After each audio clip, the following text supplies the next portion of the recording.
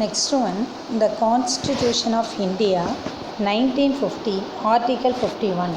அதாவது இந்திய அரசியலமைப்பு சட்டம் 1950 ஆர்டிகல் அந்த பிரிவு 51ல் என்னென்ன கொடுத்துருக்காங்க அப்படின்னு கொடுத்துருக்காங்க. Lay down direct principles of India's foreign policy, அதாவது அரசு நெறிமுறைப்படுத்தக்கூடிய இந்திய வெளிநாட்டு கொள்கைகள் என்னென்ன அப்படின்றத கொடுத்துருக்காங்க. நம்ம எதெல்லாம் ஃபாலோ பண்ணணும் அப்படின்றது தான். The state shall endeavor to promote international peace and security, அதாவது இன்டர்நேஷ்னல் சர்வதேச அமைதியையும் பாதுகாப்பையும் நம்ம என்ன பண்ணணும்னா மேம்படுத்தணும் அப்படின்னு சொல்லியிருக்காங்க. Maintain just and honourable relations between nation, அதாவது நாடுகள்கிட்டே பார்த்திங்கன்னா நாடுகளிடையே நியாயமான கௌரவமான ஒரு உறவுகளை நாம் மேம்படுத்தணும் அப்படின்னு சொல்லியிருக்காங்க. Next one, Foster respect for international law and international organisation, அதாவது சர்வதேச சட்டங்கள், அடுத்து சர்வதேச அமைப்புகள், இதையெல்லாம் நம்ம என்ன பண்ணணும், ரெஸ்பெக்ட் மரியாதை கொடுக்கணும். Encourage settlement of international disputes and arbitration அப்படின்னா நடுவர் மன்றம் அப்படின்னு இருக்கும்.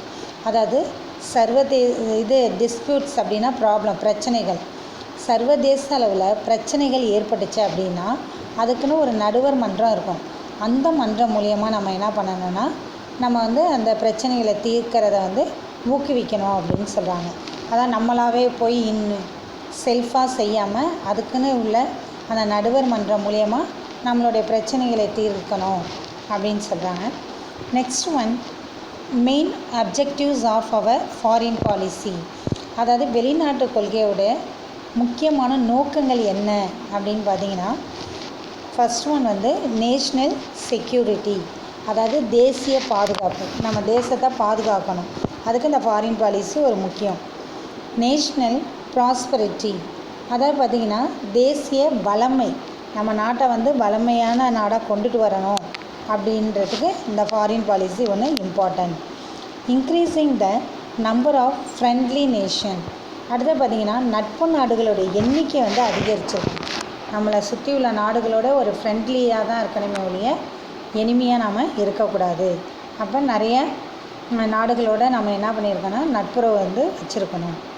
Achieving world peace and enable every nation to peacefully coexists, அதாவது கோஎக்ஸிட் அப்படின்னா சேர்ந்திருத்தல் அப்படின்னு அர்த்தம். அதாவது உலக அமைதியையும் நம்ம அடையணும், ஒவ்வொரு நாட்டோட அமைதியாகவும் சேர்ந்தும் இருக்கணும் அப்படின்னு சொல்கிறாங்க. அதாவது உலக நாடோட நம்ம அமைதி அடையணும். செகண்ட் ஒன் பார்த்திங்கன்னா வேர்ல்டு பீஸ்னால் உலக அமைதி, அந்த உலக அமைதியை பெறணும் அப்படின்றது நம்மளுடைய அச்சீவ்மெண்ட்டாக இருக்கணும். ஒவ்வொரு நாட்டோடையும் நாம் அமைதியாகவும் சேர்ந்தும் வாழணும் அப்படின்னு சேர்ந்து இருக்கணும், மற்ற நாட்டை நம்மளுடைய எனிமையாக எண்ணாமல் அவங்களோட சேர்ந்து இருக்கணும் அப்படின்னு சொல்கிறாங்க. எக்கனாமிக் டெவலப்மெண்ட், அடுத்தது பொருளாதார வளர்ச்சி அடையணும். இதெல்லாம் தான் இந்த ஃபாரின் பாலிசியோட முக்கியமான நோக்கம். தேசிய பாதுகாப்பு கிடைக்கும், தேசத்தை வளமையாக ஆக்கிறதுக்கு ஒரு வழிவகையாக இருக்குது. நம்ம நட்பு நாடுகளோட நிறைய நட்பு நாடுகளோட எண்ணிக்கைகள் நமக்கு அதிகரிச்சிருக்கணும். உலக நாட்டோடைய அமைதியையும் அதோடு சேர்ந்து இணக்கமாக வாழக்கூடிய ஒரு நிலையும் ஏற்படுத்தணும். பொருளாதாரத்தில் வளர்ச்சி அடையணும். இதுதான் இதோடைய எய்மாக காணப்படுது.